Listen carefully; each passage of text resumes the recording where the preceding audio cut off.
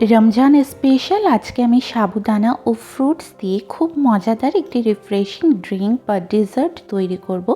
সামনে যেহেতু গরম ও রমজান একই সঙ্গে চলে আসছে, তাই ইফতারে আমাদের হেলদি ও সঙ্গে রিফ্রেশিং ড্রিঙ্ক অবশ্যই দরকার, যেটা এক নিমেষে সব ক্লান্তি দূর করে দেবে। সো হাই এভরিওয়ান, আমি অনু কুকিং আর্টে আপনাদের সকলকে স্বাগত জানাই। আমি খুব সহজ উপকরণ দিয়ে এই সাবুদানা শরবত বা ডেজার্টটি করে দেখাবো। তো চলুন দেখে নিই কীভাবে আমি এই ডেজার্টটি বানাচ্ছি। প্রথমেই কড়াইয়ের মধ্যে 250 গ্রাম গরুর দুধ দিয়ে গরম হয়ে আসলেই ওর মধ্যে পাউডার মিল্ক 100 গ্রামের মতো অ্যাড করে দেব।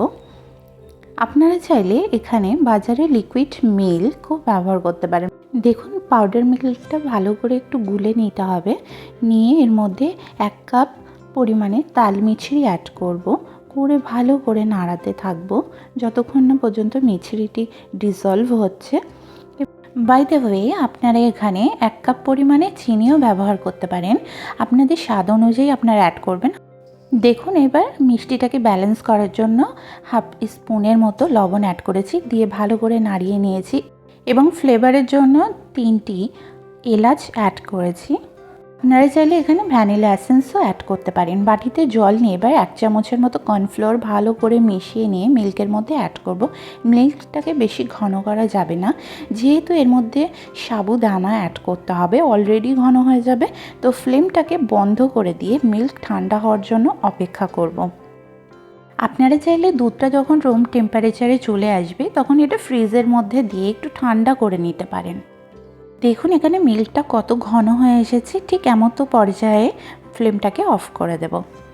চলুন বন্ধুরা, পরের প্রসেস দেখে নিই। এইবার সাবুদানাগুলোকে সিদ্ধ করে নিতে হবে। তার জন্য কড়াই বেশি পরিমাণে জল নিয়ে নিয়েছি এবং জলটা ঠিক এরকম গরম হয়ে আসলে 1 কাপের মতো সাবুদানা অ্যাড করব এবং সাবুদানাগুলো দিয়ে ভালো করে নাড়িয়ে দিতে হবে, নাহলে সাবুদানাগুলো জমাট বেঁধে যাবে। ফ্লেমটাকে মিডিয়াম রেখে সাবুদানাগুলোকে 15 মিনিটসের মতো কুক করে নিতে হবে। সময়টা আপনাদের কম বা বেশি লাগতে পারে, এটা ডিপেন্ড করছে সাবুদানার কোয়ান্টিটির উপর। সাবুদানা হয়েছে কিভাবে বুঝবেন? দেখবেন সাবুদানাগুলো কুক করার ফলে একদম স্বচ্ছ হয়ে গেছে, তখনই বুঝতে পারবেন সাবুদানাগুলি রেডি হয়ে গেছে। এমন সময় সাবুদানা স্ট্রেন করে নিতে হবে। দেখুন, এখানে সাবুদানাগুলি আমার হয়ে গেছে এবং এখানে স্ট্রেন করে নিয়েছি ভালো করে। আপনারা যে কোনো স্ট্রেনার ইউজ করতে পারেন এবং সাবুদানাগুলিকে ঠান্ডা জলের মাধ্যমে ধুয়ে নেব বারবার করে, 2 থেকে 3 বারের মতো ধুয়ে নেব, নাহলে সাবুদানাগুলো ছাড়া হবে না, একে অপরের সঙ্গে জড়িয়ে যাবে, একদম ঝরঝরে হয়ে যাবে দেখবেন সাবুদানাগুলি। এইবারে যে কোল্ড মিল্ক আমার রাখা ছিল তার মধ্যে সাবুদানাগুলোকে অ্যাড করব, ভালো করে নাড়িয়ে নেব। এইবার আচ্ছা, এখানে আমি 1 স্পুনের মতো চিয়া সিড অ্যাড করেছি। আপনারা চাইলে এটা স্কিপও করতে পারেন, বাট চিয়া সিডটা অ্যাড করার একটাই কারণ, এটা হেলদি তো বটেই, আমাদের শরীরের পক্ষে খুবই বেনিফিশিয়াল। তো আপনারা প্লিজ এটা ট্রাই করবেন। এবার ফ্রুটসগুলোকে অ্যাড করব। প্রথমে 1 কাপ অ্যাপেল এবং তারপর আঙুর 1 কাপের মতো এবং 1 কাপ ড্রাগন কেটে অ্যাড করে দেব। ফ্রুটসগুলোকে একটু ভালো করে নাড়িয়ে নেব, নিয়ে এর মধ্যে একটা কলা কাটিং করে দিয়ে দেব।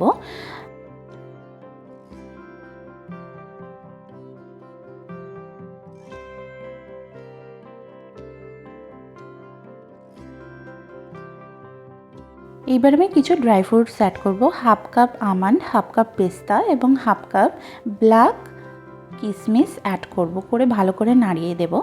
এখানে আপনারা আপনাদের পছন্দ মতো ফ্রুট ইউজ করতে পারেন, যেটা আপনাদের কাছে অ্যাভেলেবেল থাকবে সেটি অ্যাড করবেন। এখানে আপনারা ড্রাই ফ্রুটস নাও অ্যাড করতে পারেন, বাট এখানে একটা কথা মাথায় রাখবেন, আপনারা বাজারে যে রু আফজা কালারটা ইউজ করা হয় সেটা আপনারা প্লিজ ইউজ করবেন না। আপনারা এমনি করেই খেয়ে দেখবেন, এটা এত সুন্দর হয়, এত সুন্দর রিফ্রেশিং এবং হেলদি হয় খেতে। তো আপনার বাড়িতে অবশ্যই ট্রাই করবেন এবং আমাকে কমেন্টে জানাতে ভুলবেন না। আশা করি আজকের রেসিপি আপনাদের ভালো লেগেছে। প্রতিবারের নয় একটাই রিকোয়েস্ট থাকবে, চ্যানেলটিকে সাবস্ক্রাইব করার পাশাপাশি পাশে থাকা বেল আইকন প্রেস করে রাখবেন সবার আগে নোটিফিকেশন পাওয়ার জন্য। সকলে সুস্থ থাকবেন, ভালো থাকবেন, ধন্যবাদ।